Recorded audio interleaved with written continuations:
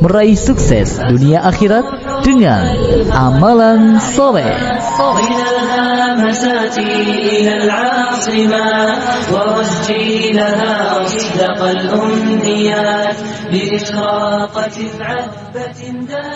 Assalamualaikum warahmatullahi wabarakatuh.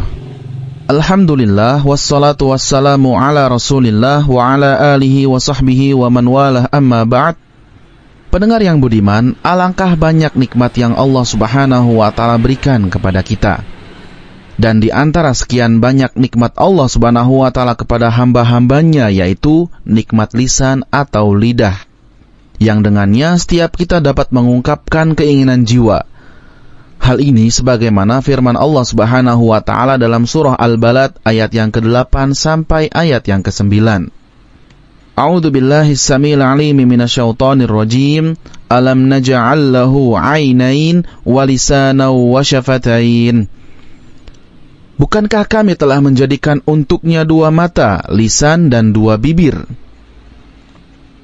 Dengan lisan ini, seorang hamba akan diangkat derajatnya dengan beroleh kebaikan di sisi Allah subhanahu wa ta'ala.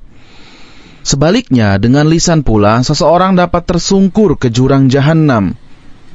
Hal ini sebagaimana sebuah riwayat dari Bukhari rahimahullah bahwa Rasulullah SAW bersabda, sesungguhnya seorang hamba mengucapkan suatu kata yang Allah ridhoi dalam keadaan tidak terfikirkan oleh benaknya, tidak terbayang akibatnya, dan tidak menyangka kata tersebut berakibat sesuatu. Ternyata dengan kata tersebut Allah mengangkatnya beberapa derajat. Dan sungguh seorang hamba mengucapkan suatu kata yang Allah murkai dalam keadaan tidak terpikirkan oleh benaknya, tidak terbayang akibatnya, dan tidak menyangka kata tersebut berakibat sesuatu. Ternyata karenanya Allah subhanahu wa ta'ala melemparkannya ke dalam neraka jahannam. Namun pendengar, sebagian kita terutama kaum hawa sering menyalahgunakan lisan ini. Lisan dilepaskan begitu saja tanpa penjagaan sehingga keluar darinya kalimat-kalimat yang membinasakan pengucapnya. Seperti ghibah, namimah, dusta, mengumpat, mencela, dan teman-temannya sangat biasa terucap. Terasa ringan tanpa beban, seakan tiada balasan yang akan diperoleh. Membicarakan cacat dan celah seseorang, menjatuhkan kehormatan seorang muslim, seakan jadi santapan lezat bagi yang namanya lisan. Padahal dalam riwayat Bukhari dan Muslim, Rasulullah SAW telah mengingatkan kita dalam sabdanya, seorang muslim adalah orang yang kaum muslimin selamat dari gangguan lisan dan tangannya. Pendengar yang budiman, kaum muslimin akan selamat tatkala kita tidak mencela mereka, tidak melaknat mereka, tidak menghibah mereka, dan menyebarkan namimah di antara mereka, tidak menyebarkan satu macam kejelekan dan kerusakan di antara mereka. Karena lisan termasuk anggota tubuh yang paling besar bahayanya bagi seseorang. Karena itulah, bila seseorang berada di pagi harinya, maka anggota tubuhnya yang lain, dua tangan, dua kaki, dua mata, dan seluruh anggota yang lain mengingkari lisan. Demikian pula kemaluan, karena pada kemaluan ada syahwat nikah, dan pada lisan ada syahwat berbicara. Sedikit orang yang selamat dari dua syahwat ini. Dan ciri seorang muslim, yaitu orang yang kaum muslimin selamat dari lisannya, yakni ia menahan lisannya dari mereka, tidak menyebut mereka kecuali dengan kebaikan. Ia tidak mencaci, tidak menghibah, tidak berbuat namimah, dan tidak menebarkan permusuhan di antara manusia. Seorang muslim, yaitu orang yang memberikan rasa aman kepada orang lain. Bila mendengar kejelekan, maka segera ia menjaga lisannya. Tidak seperti yang dilakukan sebagian manusia, wal'iyadzubillah, bila mendengar kejelekan saudaranya sesama muslim, ia melonjak kegirangan. Kemudian ia menyebarkan kejelekan itu di negerinya. Orang seperti ini bukanlah seorang muslim yang sempurna imannya. Rasulullah SAW sampai menjamin surga bagi orang yang dapat menjaga lisan dan kemaluannya.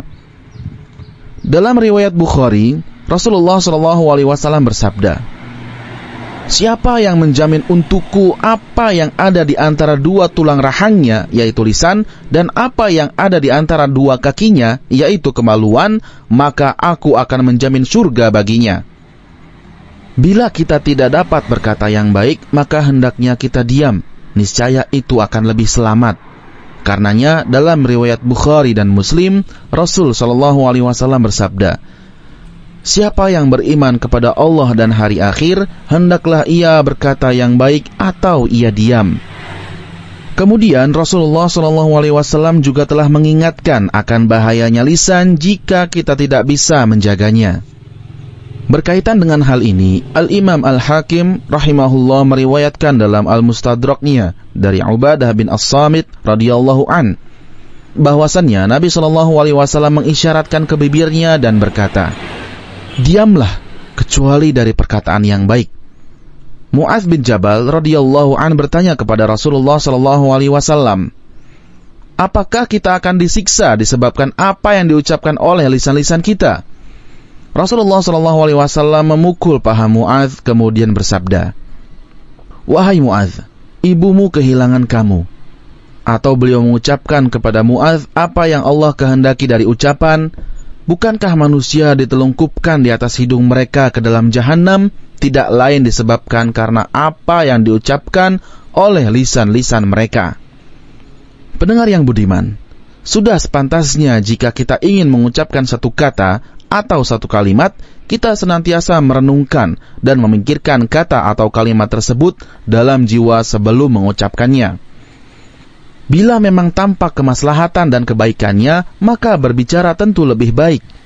Bila tidak, maka sebaiknya kita menahan lisan kita. Hal ini karena malaikat senantiasa mencatat seluruh ucapan kita yang kelak akan dimintai pertanggungjawaban oleh Allah Subhanahu wa Ta'ala. Sebagaimana firman Allah Subhanahu wa Ta'ala dalam Al-Quran surah Qaf yang artinya, tidak ada satu ucapan pun yang diucapkannya melainkan di dekatnya ada malaikat pengawas yang selalu hadir. Semuanya tercatat dan tersimpan dalam catatan amal. Maka berbahagialah bila catatan amal dipenuhi dengan kebaikan, ucapan yang baik dan amal solih. Tentunya janji Allah Subhanahu wa Ta'ala berupa surga akan menanti. Sebaliknya, akan celaka bila catatan amal dipenuhi ucapan kosong, sia-sia, lagi mengandung dosa dan amal yang buruk. Tentunya ancaman neraka menanti. Bila keadaannya demikian, kemana kita hendak menuju? Ke surga ataukah ke neraka? Tentu tanpa ragu kita ingin menjadi penghuni surga. Maka jangan biarkan lisan kita tergelincirkan ke dalam jurang kebinasaan yang tiada bertepi. Wallahu a'lam.